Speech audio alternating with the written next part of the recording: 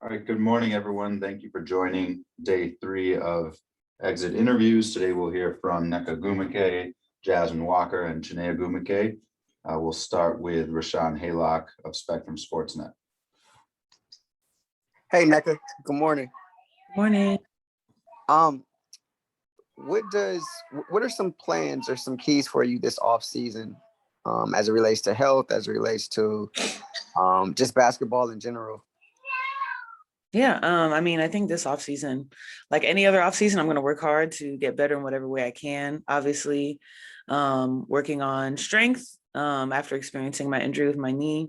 But, nothing really, I guess, changes in how I approach every offseason. It's just to be better in whatever way I really know how. And I have the advantage even of being, not being pegged to go overseas at this point, and being able to go between my hometown, Houston, and LA, and most certainly staying in contact with staff, basketball ops, of course, and coaches as I work in the off season to just stay healthy and get better.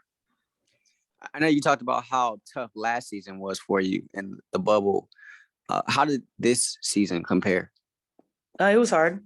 It wasn't easy. It wasn't any easier than last year. Different challenges.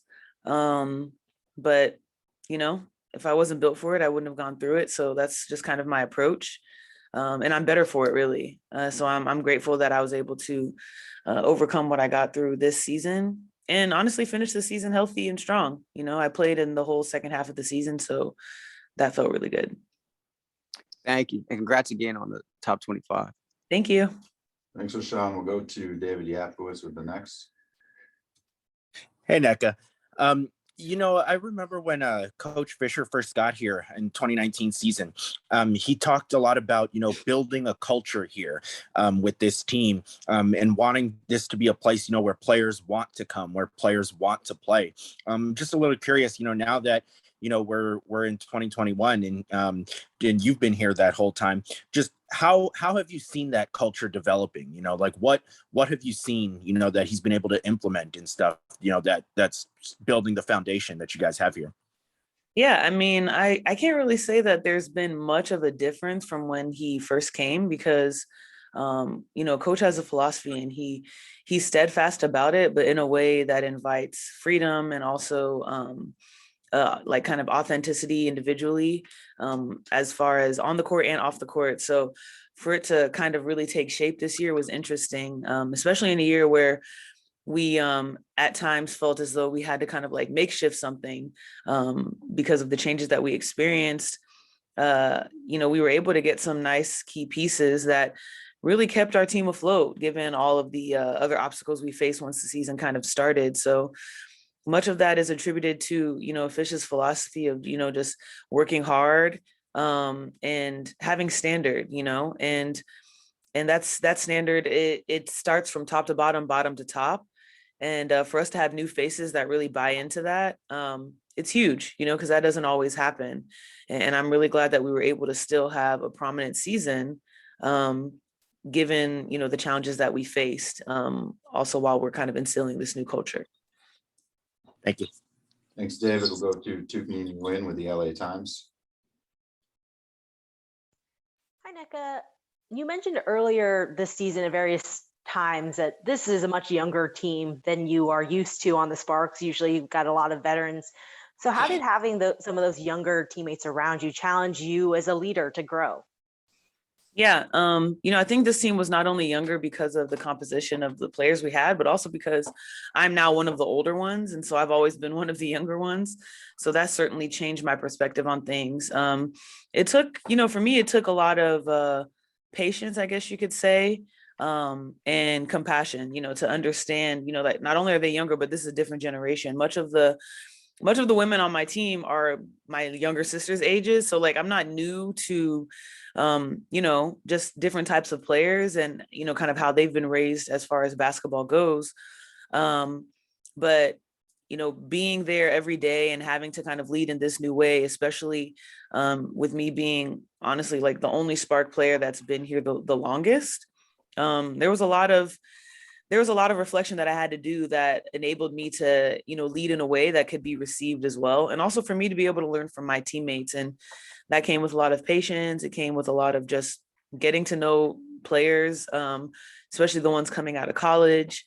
And I'm really committed to like spending more time with my teammates, whether it's in the off season or in next year, as this kind of new leadership transition kind of takes its place in my career.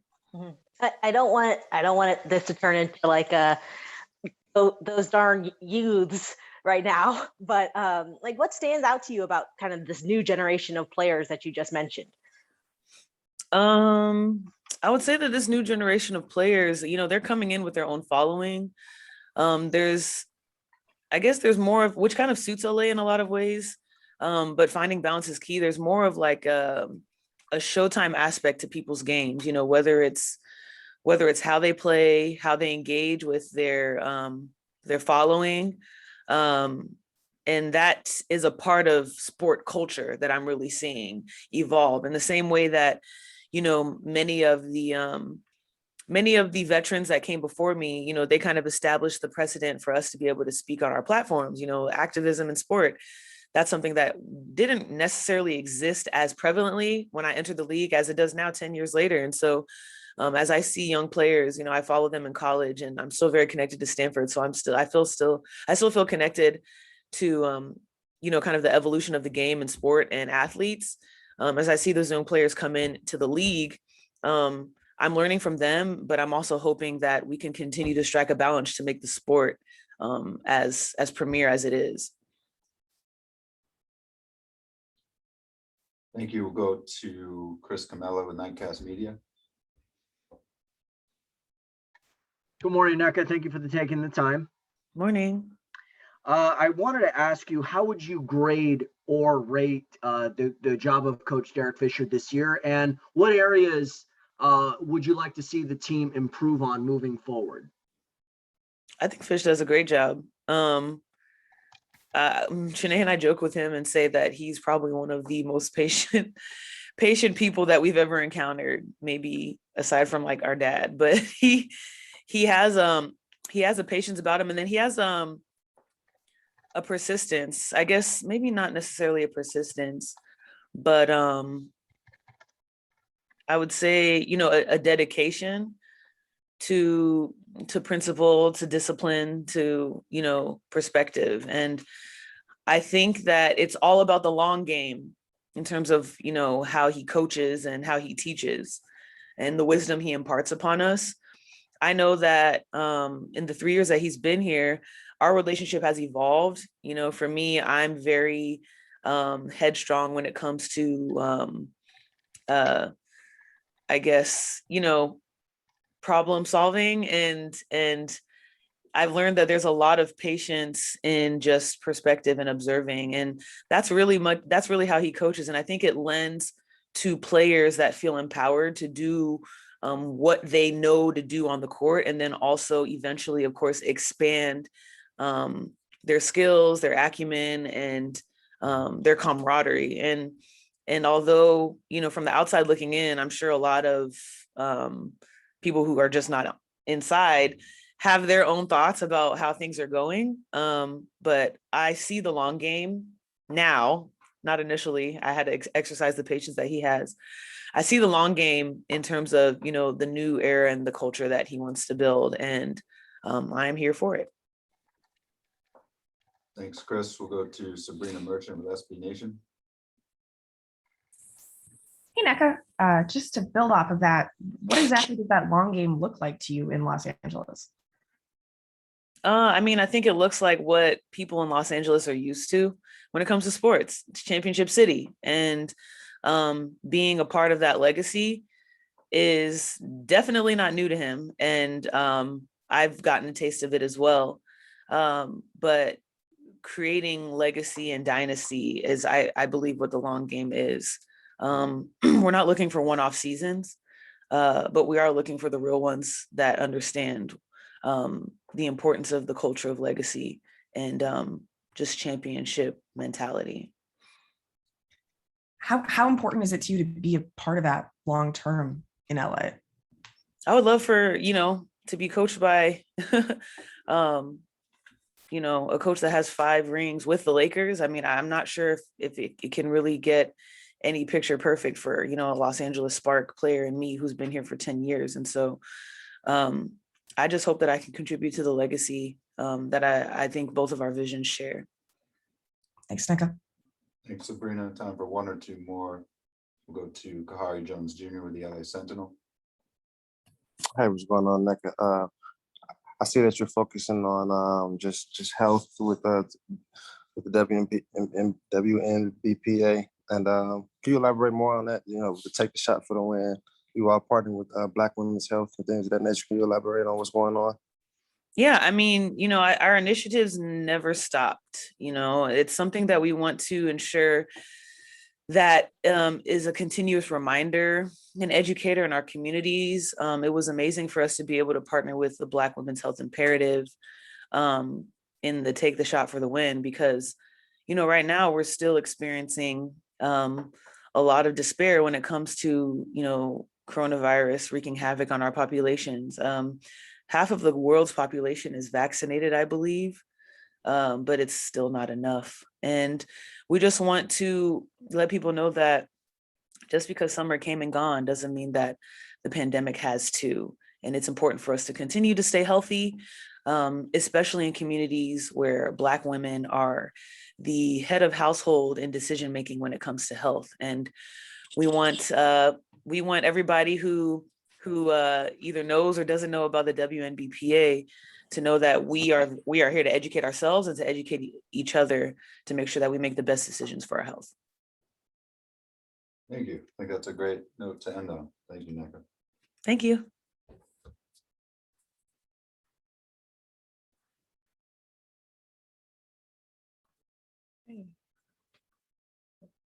All right, we'll continue day 3 of exit interviews with the number 7 overall pick, Jasmine Walker. We'll start with Rashawn Haylock with Spectrum Sportsnet.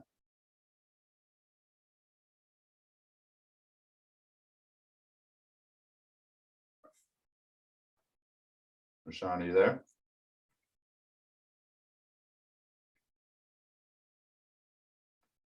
All right, we'll go to Tiffany Nguyen with the LA Times. Hi, Jasmine. How are you? It's been a very long time. How you doing? I'm good. It's good to see you. How are you feeling physically right now? Where are you in your rehab? How are you doing? I'm great. For as physically, I'm great mentally. For as like therapy and stuff, that's going great. I really feel like I have a brand new leg, brand new knee. I'm ahead of schedule for as today. I'm just being ahead of myself. What's kind of been the most frustrating part of this process? You got hurt so early in the season. Everyone was so excited to see you, and then it just kind of stopped really before it got a chance to start. I think that was the frustrating part. I didn't get a chance to. I feel like at the time, my injury, I felt like, coming into this year, coming into the season, I felt like I was, leveling up a certain way. And then, once this injury happened, I feel like it put me like a couple steps back. So I felt like that was the most frustrating part, being able to stop before it started. How much were you able to stay around the team while you were doing your rehab, soak up kind of what they were doing? How did you stay involved during that time? Just trying to work around my, therapy schedule. Always trying to, take notes of what Nneka and Janae tells me. Even when we, I'm on the bench during the games and stuff, they talk to us. They talk to me about, what's going on and stuff. And, being that I'm basically like, I recognize basketball. So like anything coach write down on the board, like I pick up quickly anyway. So I'm always focused when it comes to the team and what they do and and how they prepare for games. Cause eventually I'm being in that same position come next season. So from kind of your point of view, what did you think about the way your team played among so many injuries and kind of fought really to the last shot to stay in that playoff race? I'm proud of my girls because, we faced a whole lot of adversity this year. dealing with injuries and with losing some of our key players and stuff. You know, I feel like, and we was one game away from playoffs, so I feel like we did good for us, like handling adversity. Thank you. We'll try again, Rashawn Haylock with Spectrum Sportsnet.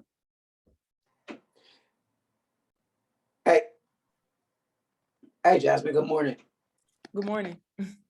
What does this offseason look like for you, just in terms of the continuation of the rehab? And I kind of saw you do some shooting, but in terms of like, on the court, more on the court type stuff. Nothing but hard work. That's what I look to do. That's what I look to continue to do. I'm only focused on one thing, that's coming back healthy and better. So I'm willing to put in the work for it. So that's all I can be focused on. What's the biggest thing you've learned about yourself throughout this? With time, it comes patience. With time, it comes patience, and I have to be patient. So I feel like me as a person, I've really grown to accept that. And that's what made this process for me so much easier. I've embraced it and I'm running with it. So it's only gonna make me a better person, a better player. And who have you sort of leaned on the most during this process, whether it be a teammate, family, whoever? I more so lean to my mom. I lean on God. I lean on so many resources. I have friends that check up on me all day, every day. I lean on so many people because, so many people care about me. So many people check up on me. So I always have that sense of support, seems like every day. Even it's from my teammates, my team, like I always have that sense of support from everybody during this process. Thanks, Rashawn. We'll go to David Yapkowitz with the next. Hey, Jasmine, it's good to see you. From watching this team all season, just what did you see in terms of what you can bring on the court that perhaps, they might not have, or, that they could use there? And also, in terms of the culture that Coach Fisher is trying to build, being your first year here, just what did you see in terms of that?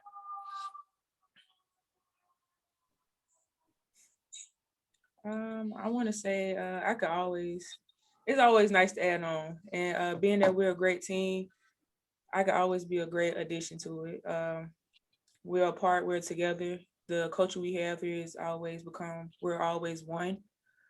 And I feel like we could always just build on that, build on being a team, build on working together. And it's going to be a fun season next season. So we always look forward to that. We always look forward to getting better. So that's what I can say to that. Time for just a couple more. We'll go to Sabrina Merchant with SB Nation. Hey, Jasmine.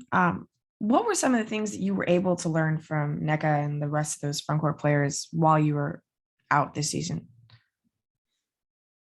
The things I learned from Nneka, I love the way she teaches. She's a great mentor in my aspect. Like, I feel like she's a great vet to have. She understands the game so well. And I don't know, I was so happy for her when she was able to get back on the court and was be able to, play and stuff. Like, I was so happy for her because she deserves everything. She breaks down everything. She breaks down the game so well. Like, it's so easy to understand.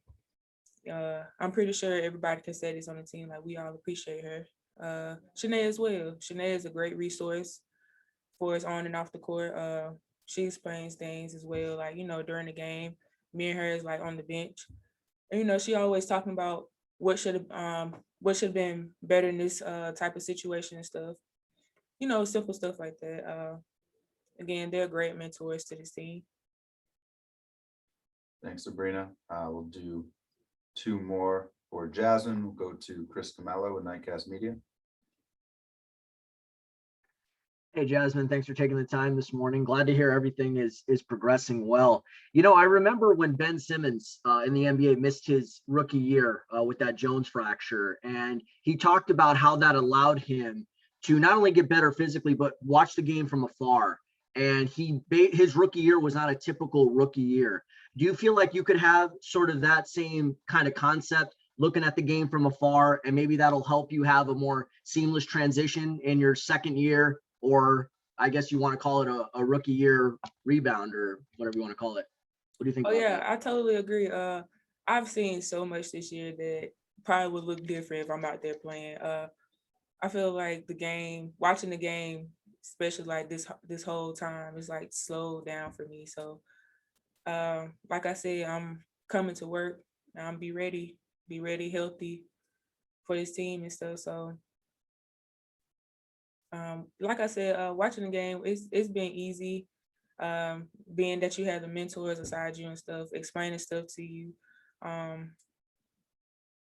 Yeah, so being that yeah, I got injured and stuff this year, but it's also been a learning experience for me. So I am appreciative of that. Last one will go to.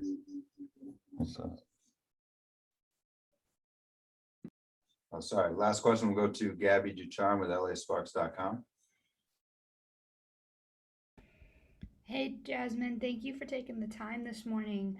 Just want to ask, besides rehabbing your knee, what are your plans going into the off season?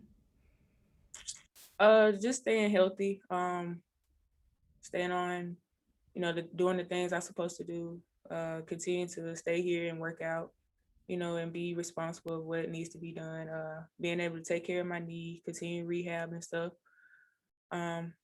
Yeah, it just get better every day, take one day at a time. That's what I look to do. Thank you, Jasmine.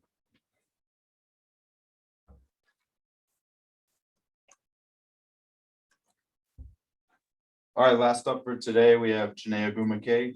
We'll start with David Yapkowitz with the next.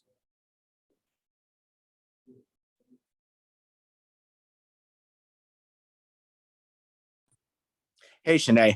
Nneka talked earlier about how she was always kind of used to being one of the younger players on the team, and that how this season in particular, a lot of your teammates were, the ages of your younger sisters. Just as being one of the vets on this team here, just what did you see out of the young group this year, especially, towards the end of the season, the way they kind of kept fighting and they kept, pushing to make the playoffs? Before I start, I just want to say thank you. Thank you to everyone that's present here today and that has really supported us this entire year. I know the outcome was definitely not what we had hoped, but I think anyone that's here today understands that there was fight. And this was a really fun season for us. And as a member of the media, I think it's always amazing to see media invested in women and women in sport. And so I want to say thanks to everybody.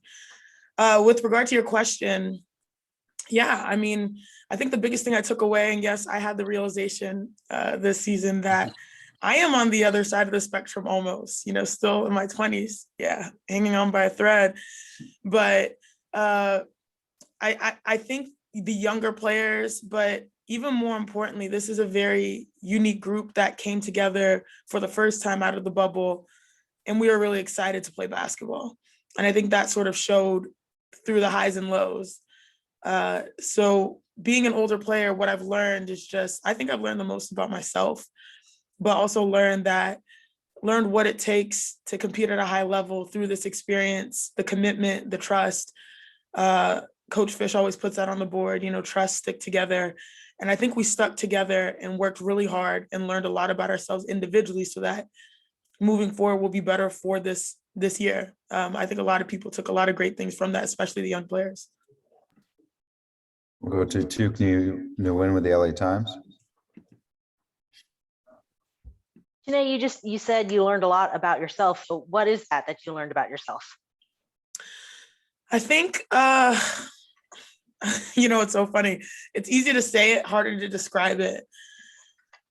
I think, every year you learn a little bit more about what it takes to be a professional. And for me, not being able to play as much as I wanted to, I learned how to help create a winning culture without even playing, showing up for my teammates each and every day, supporting however I can, and learning to fall in love with the small things, each and every day in practice, like those small steps that would bring me back to the court.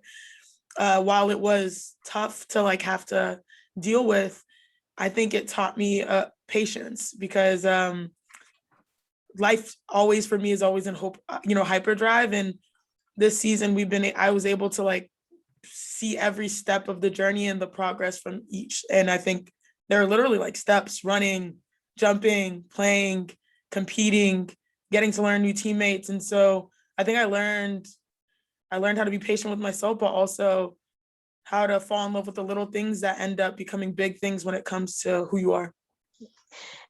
And obviously you took off last year, and I know you were so excited to get back, but Too excited. like, how much do you think that year off last year affected kind of how difficult it was to get back into the swing of playing basketball every single year or every single day? Yeah, I mean, it's something that I think a lot of players have struggled with. If you look at a lot of the players that, had to sit out or chose not to play last year, or had, extenuating circumstances, the journey back has not been easy for a lot of us.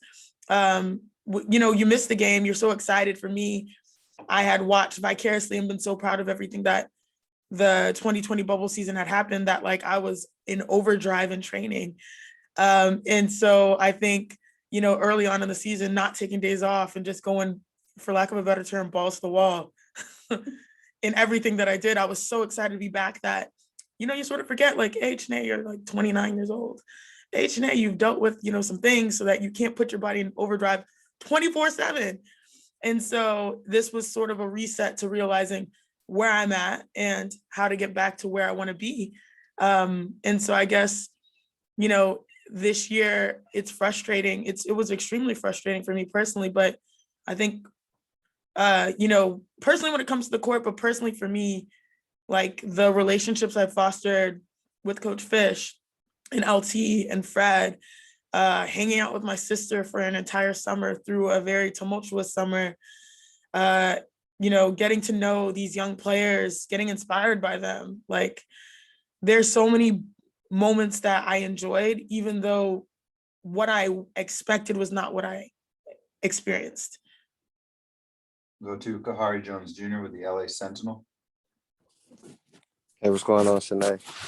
Can you just elaborate on just like, things that you enjoyed outside of basketball, and how did you view the game from a different lens? And also I asked Nneka about the movement that you guys got going on with the partnership with Black Women's Health and things of that nature. Sure, thank you, Kari. Shoot. Wait, what was your first question? Sorry. Just how did you see the game from a different lens? lens? Oh yeah, see the game from a different lens, and not. I think what it allowed me to see was the vision of what we're building. And it's something that is not easy to understand. It's something that requires vulnerability, but vulnerability means strength. Coach Fish empowers us to be who we are on the court, off the court. And it's rare that you have a coach that creates that type of environment. All he asks is that you work. And I think seeing what that means, while people may not understand it now based on where we are, I know in years to come, people will get that based on what our vision is. Like, the vision is clear.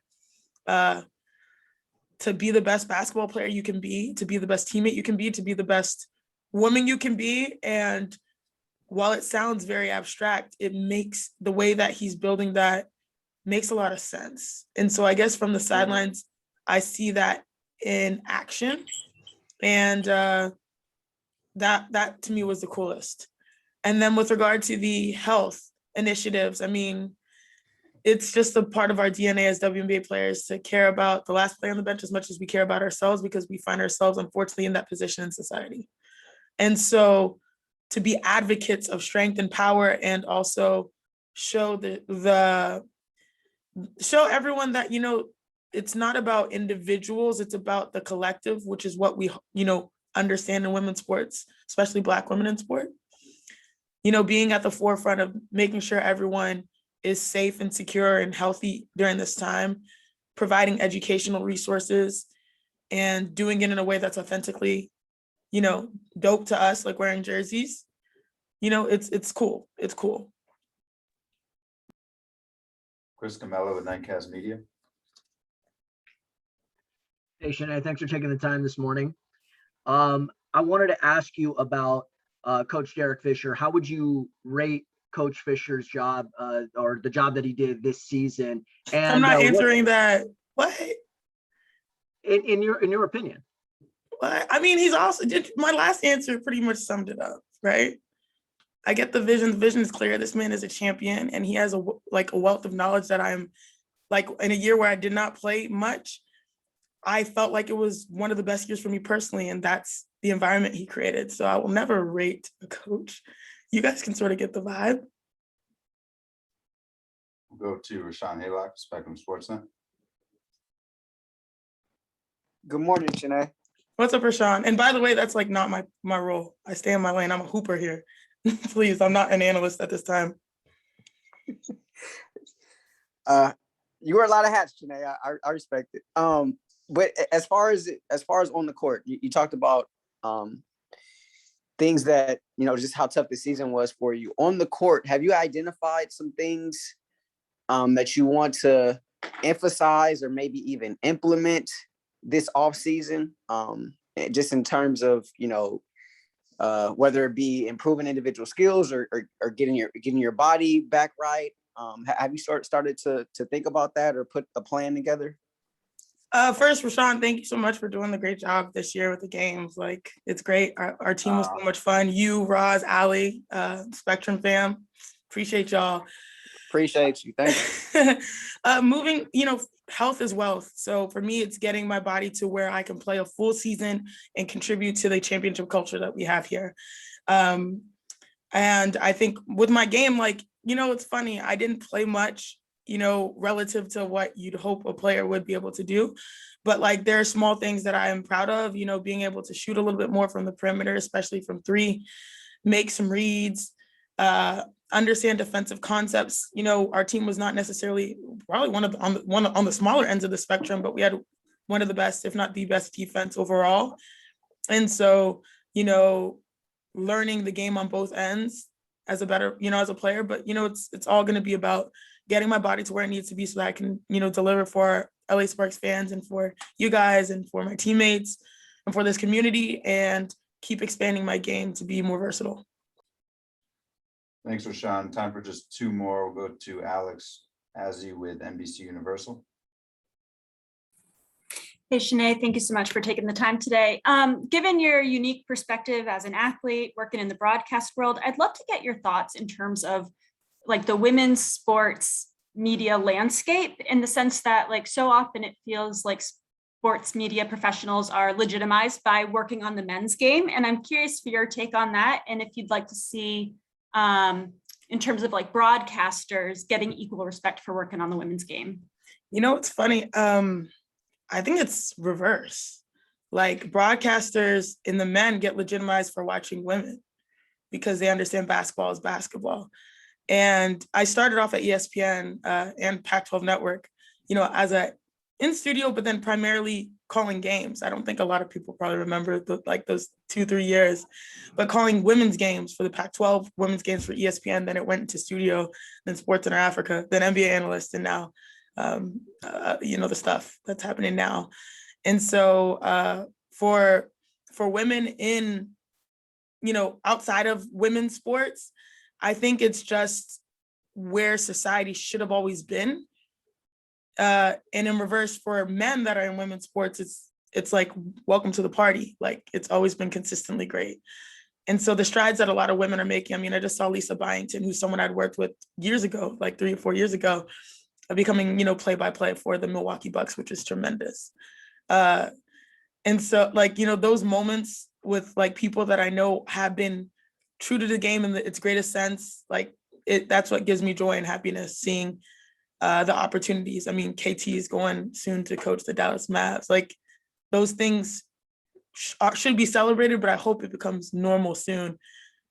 So for me, working, in the NBA, it's amazing. It's so much fun, but I feel like that's just how life should have been. I'm grateful for everyone who has, blazed the trail for me to have that opportunity. And I think it's on me to kill it so that we can keep allowing, these things to be more normalized. Was there a second part to the question? I can't remember. Sorry. Just kind of as a follow-up to that, like, do you feel like the same, I don't know how to phrase the Just follow-up. say it, you got it.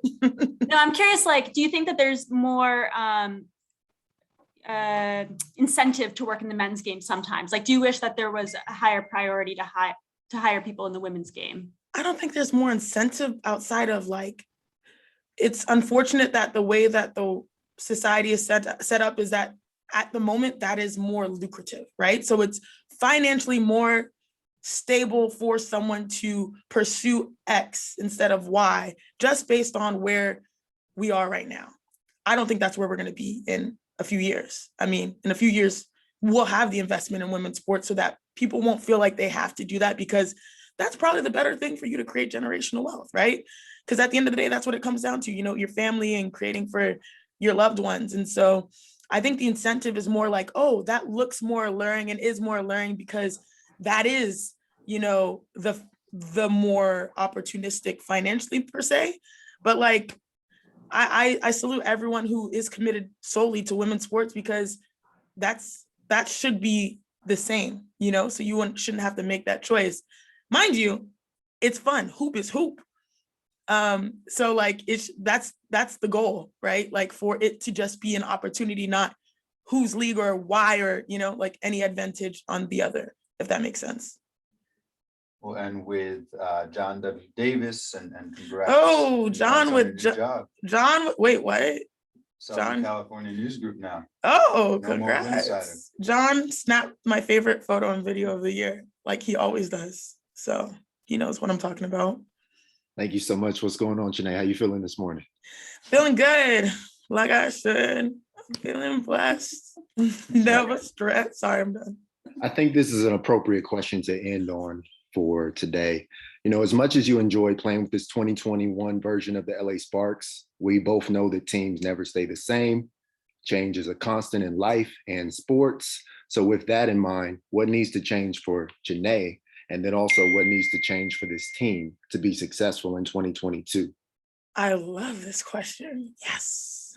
What needs to change is that your girl needs to be available for 32 games of the year. And that's what my off-season mission is. And so, like, I'm gonna get it right. I'm gonna figure it out so that I can play and, you know, contribute consistently for the squad. That's happening, period. I mean, come hell or high water. And we learned a lot. You know, it stinks that we learned as the season was going, but we learned a lot to make sure, or at least give me the best chance of that happening. So health is important for me. I think it's, you know, I have the resources here, you know, whether it is physical therapists, massage therapists, basketball trainers, strength and conditioning coaches, all that I know that are family here. So like, that's the first time in my career where I feel like I've got every base covered. And I think, you know, a lot of WNBA players, like, while it might sound like, oh, shouldn't you always have that? Like, it's not necessarily the easiest for us to figure out our systems for success, because a lot of hoopers are on the go. And so now having that is a big relief for me. And then on the court, like, just grind, keep grinding, like, keep working on the little things, like the small things that I saw that I was proud of, turn those into big things. And yeah, so that's me personally, the changes that I'm working towards. And then as it sparks, you know what? I don't even think much needs to change. Like, I love our mindset. I love our work ethic. I think, you know, I trust in the organization to put us in a position again to be better than we were this year, and then just plop us out on the court and work our magic. Like, that's how confident I feel in what we've learned individually and collectively as a team. Thank you so much. Thanks, everyone. There, you crushed that.